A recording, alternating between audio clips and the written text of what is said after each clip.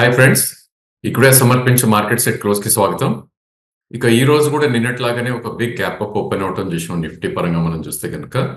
But నిన్న జరిగింది ఏంటి అంటే కనుక గ్యాప్ మొత్తం ఫిల్ చేసి ఆల్మోస్ట్ కొద్దిగా స్వల్పంగా నెగటివ్ లో క్లోజ్ అవటం చేసాం. అండ్ ఈ రోజు ఒక 50% ఆఫ్ ద గ్యాప్ ఫిల్ చేసి ఎక్కడైతే ఓపెన్ అయిందో ఆల్మోస్ట్ అక్కడే క్లోజ్ అవటం చేసాం. సో ఒక బిగ్ పాజిటివ్ లో నిఫ్టీ ఈ రోజు క్లోజ్ అయిందని చెప్పొచ్చు. ఎందుకంటే ఆల్మోస్ట్ అబౌట్ 297 ఆర్ 300 పాయింట్స్ పైన క్లోజ్ అవటం చేసాం. ఇక ఈ రోజు మనం ఓపెనింగ్ చూస్తే కనుక 24,289 297 పాయింట్స్ అప్ ఓపెన్ అయింది. అండ్ లో 24,184 అంటే 100 పాయింట్స్ పై నుంచి రియాక్ట్ అవటం చేసాం. అండ్ ఆల్మోస్ట్ హై చూస్తే కనుక 24,327 అంటే ఓపెన్ అయిన కాడ నుంచి జస్ట్ అబౌట్ 40-50 పాయింట్స్ అప్ వెళ్ళగలిగింది. బట్ క్లోజింగ్ వచ్చేసరికి ఆల్మోస్ట్ ఎక్కడైతే ఓపెన్ అయిందో అక్కడే క్లోజ్ అవటం చూస్తాం. సో దీన్ని ఒక డోజీ ఫార్మేషన్ అంటాం, మేబీ ఒక అన్సర్టనిటీ బార్ అని మనకి సూచిస్తుంది. బట్ లాస్ట్ 3 days గా మనం చార్ట్ ప్యాటర్న్ చూస్తే కనుక support zone and resistance zone మాత్రం ఏమాత్రం చేంజ్ అవ్వలేదు. ఎందుకంటే 3-day లో ఏదైతే ఉందో 23,893 అనేది ఒక ఫస్ట్ సపోర్ట్ ఉంటుంది. దాని తర్వాత 23,558 అనేది రెండో సపోర్ట్. సో ఈ రేంజ్ మనం మొత్తం డిమాండ్ జోన్ గా పరిగణిస్తాం. రెసిస్టెన్స్ జోన్ కూడా స్వల్పంగా మారిందని చెప్పొచ్చు. ఎందుకంటే ఈ స్టేజ్ లో 20-day మూవింగ్ యావరేజ్ 24,434 దగ్గర ఉంది. అండ్ దాని తర్వాత మండేస్ గ్యాప్ ఏదైతే హైయర్ సైడ్ ఉందో 24,686. So next couple of days కూడా ఇదే రేంజ్ లో ట్రేడ్ అయ్యే ఛాన్సెస్ మనకి ఎక్కువ కనిపిస్తుంది. అండ్ ట్రేడింగ్ మాత్రం 2 sides ఆపర్చునిటీ ఉందని చెప్పొచ్చు. ఎందుకంటే ఒకవేళ 24,450 ఆ లెవెల్ వచ్చింది అంటే కనుక 100 or 70 పాయింట్స్ స్టాప్ లాస్ తోటి షార్టింగ్ ఆపర్చునిటీ ఉంది. అదేవిధంగా లోవర్ సైడ్ 23,900 ఆర్ మేబీ 24,000 అలా వస్తే కనుక 70-80 పాయింట్స్ కింద స్టాప్ లాస్ పెట్టుకుని లాంగ్ వెళ్ళే పాసిబిలిటీ కూడా మనకు కనిపిస్తుంది.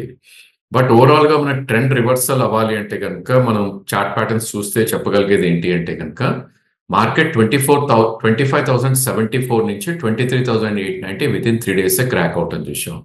అఫ్ కోర్స్ దానికి ప్రధాన కారణం మనం దగ్గర తెలిసే గ్లోబల్ క్యూస్ కాబట్టి. అండ్ 1,184 పాయింట్స్ క్రాష్ అయింది ఆల్మోస్ట్ మార్కెట్. దాని తర్వాత కొద్దిగా retracements or probably sideways zone లో ఇప్పుడు మార్కెట్ ట్రేడ్ అవుతుందని చెప్పొచ్చు గత 3 రోజులుగా.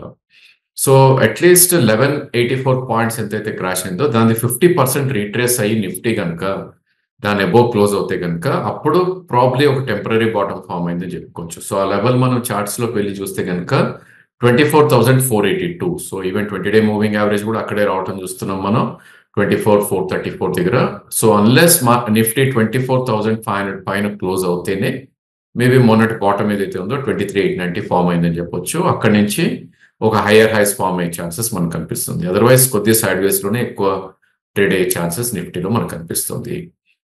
ఇక గెయినర్స్ లో చూస్తే కనుక public sector enterprises are back అని చెప్పుకోవచ్చు. సో స్టాక్స్ లోకి మనం వెళ్ళి చూస్తే కనుక బిగ్గెస్ట్ గెయినర్ ఈ రోజు first 2 gainers public sector enterprises. ONGC about 7.3% పెరగటం చూసాం. కోల్ ఇండియా అబౌట్ 6.1% పెరగటం చూసాం. అదేవిధంగా other names like power grid, BPCL ఇవన్నీ కూడా ఒక మంచి పాజిటివ్ రిటెడ్ అయ్యాయి. నెక్స్ట్ బిగ్గెస్ట్ గెయినర్స్ మనం అదానీస్ గా చెప్పుకోవాలి. Adani enterprise and ports almost about 3.5% దాకా పెరగటం చూసాం.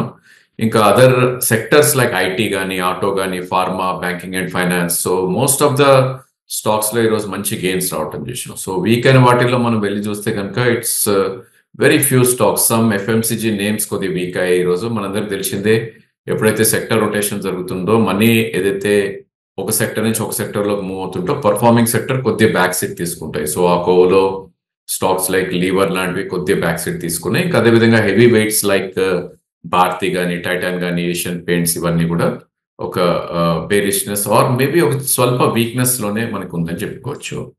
ఇక బ్యాంక్ నిఫ్టీ విషయానికి వస్తే కనుక స్టిల్ అండర్ పర్ఫార్మెన్స్ కొనసాగుతుందని చెప్పాలి. దో మనకి అబౌట్ 540 పాయింట్స్ గ్యాప్ అప్ పోయినప్పటికీ అదే హై ఫామ్ అవుట్ అని చూసాం. ఈరోజు 5286 దగ్గర బ్యాంక్ నిఫ్టీ ఓపెన్ అయింది అబౌట్ 580 పాయింట్స్ పైన. అండ్ విత్ ఇన్ 5 minutes లోనే 5292 అంటే ఒక 10 పాయింట్స్ పైనకి వెళ్ళటం చూసాం. దాని తర్వాత ఆల్మోస్ట్ ఫస్ట్ సెషన్ లోనే అంటే బిఫోర్ 12 o'clock టోటల్ గ్యాప్ ఏదైతే ఉందో అది ఫిల్ చేయడం చూసి 49,782 దాకా కూడా రావటం చూసాం. సో ఈ రోజు మనకి 3rd day మనకి చార్ట్స్ లో చూస్తే కనుక 3 days నుంచి ఆల్మోస్ట్ మనకి 100-day మూవింగ్ యావరేజ్ కిందకి వెళ్ళటం, దానిపైన డిసైసివ్ గా బ్రేక్అవుట్ వచ్చి క్లోజ్ అవటం చూస్తున్నాం. సో ఈ పాయింట్ దగ్గర ఒక సపోర్ట్ ఉందా అని ఒక ఫీల్ కూడా మనకి చార్ట్స్ లో కనిపిస్తుంది.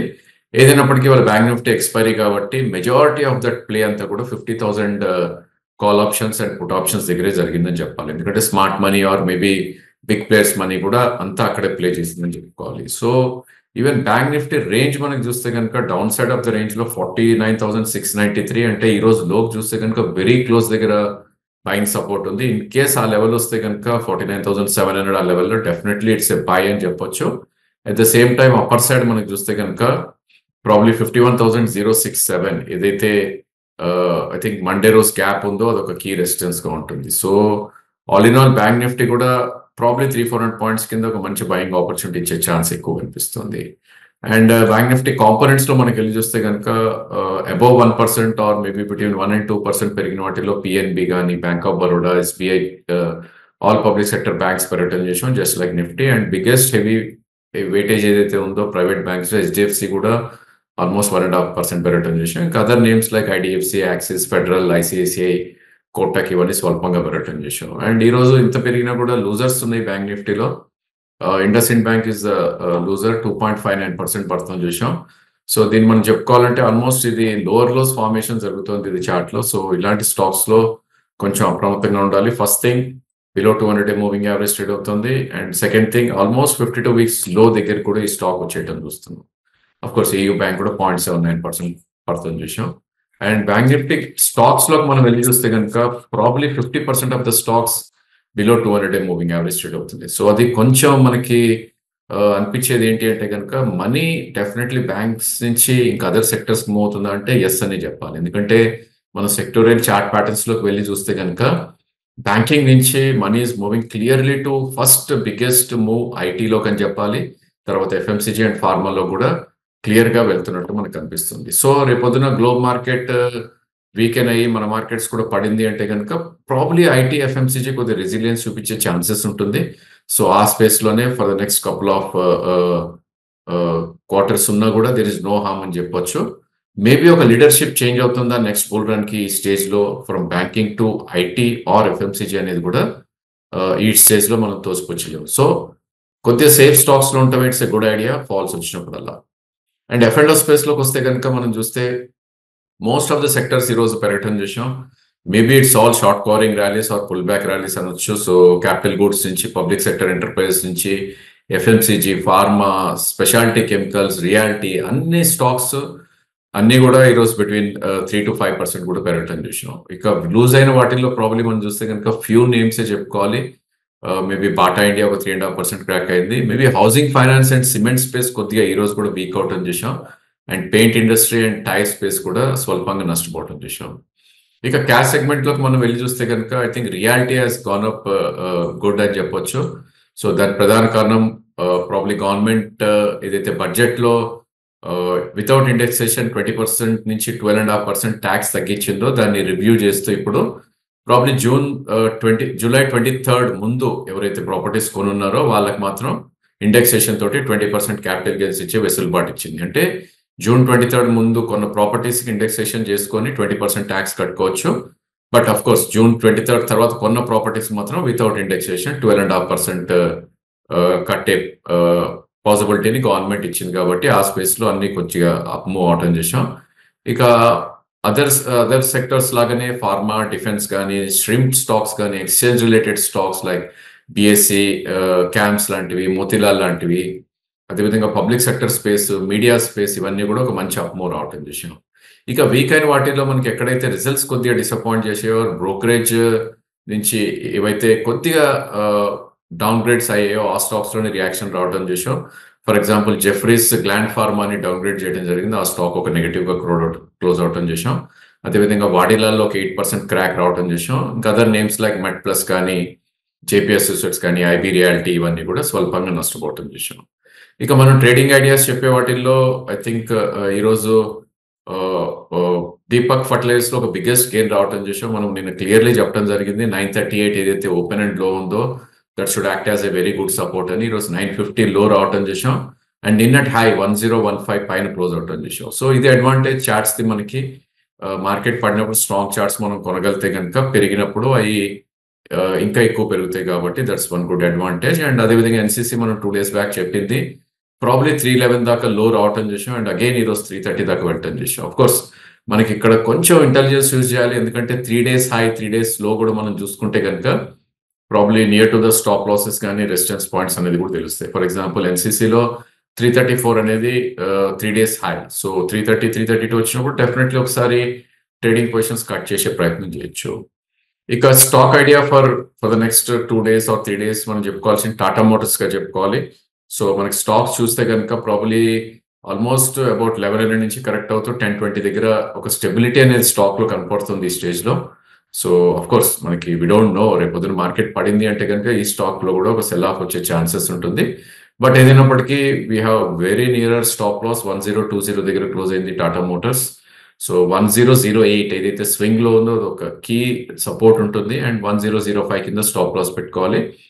And at least it can go up to swing high ఏదైతే 1065 ఉందో, అంటే మనకి ఒకవేళ 1020లో ఉన్నా కూడా probably 15 rupees is the stop loss and 1065 అనుకుంటే కనుక 45 rupees is the upper side ఉంది. కాబట్టి ఐ థింక్ ఈ స్టాక్ ని మనం ప్యూర్లీ ఆన్ రిస్క్ రివార్డ్ రేషియోలో చెప్పడం జరుగుతుంది అండ్ సపోర్ట్ పాయింట్ దగ్గర ట్రేడ్ అవుతుంది. కాబట్టి ఇన్ కేస్ దీనిలో ఫర్దర్ మూవ్మెంట్ రావాలి అంటే కనుక 1090 దాకా కూడా వెళ్ళే ఛాన్సెస్ ఉంటుంది మనకి, ఎందుకంటే that was the gap which was created on Monday. So ఆ గ్యాప్ కూడా ఫిల్ చేసే ప్రయత్నం చేస్తుంది ఇన్ కేస్ మార్కెట్ బుల్లిష్ అయిపోతే కనుక. So that's it. I think wicks ఏదైతే ఉందో ప్రాబ్లీ లాస్ట్ మండే రోజు మనం 24 దాకా వెళ్ళిన విక్స్ ఇప్పుడు 16.1 దగ్గర క్లోజ్ అవడం చేసాం ఈ రోజు. అంటే ఫియర్ ఫ్యాక్టర్ కొద్దిగా తగ్గింది మార్కెట్ లో. సో బుల్స్ అగ్రెసివ్ గా వస్తారా, లేకపోతే ఇంకొన్ని రోజులు మార్కెట్ సైడ్ వేస్ లో ఉంటుందా, లేదంటే రేపు నిఫ్టీ వీక్లీ ఆప్షన్స్ ఎక్స్పైరీ ఉందో అదే ఎలా ప్లే చేస్తుంది, ఇవన్నీ మార్కెట్ మీద ప్రభావితం చేస్తాయి. కాబట్టి వాటిల్లో వీటి ఆధారంగా మార్కెట్ బిహేవియర్ ఉంటుంది. అండ్ డెఫినెట్లీ ప్రాఫిట్స్ అనేది పీరియాడిక్ గా తీసుకుంటే ఇట్స్ ఎ గుడ్ ఐడియా, ఎందుకంటే ఎవ్రీ మంత్ మనకు ఒక బిగ్ ఫాల్స్ రావడం చూస్తున్నాం. అలాంటి ఫాల్స్ వచ్చినప్పుడు ఆ క్యాష్ ని డిప్లాయ్ చేసేయచ్చు. అదేవిధంగా ట్రేడింగ్ పొజిషన్స్ కి స్టాప్ లాస్ అనేది కంపల్సరీగా పెట్టుకోవాలి. అండ్ స్టాక్స్ ఏవైతే మనం పిక్ చేస్తున్నామో అవి చాలా సెలెక్టివ్ గా ఉంటాయి. Thank you for watching the video.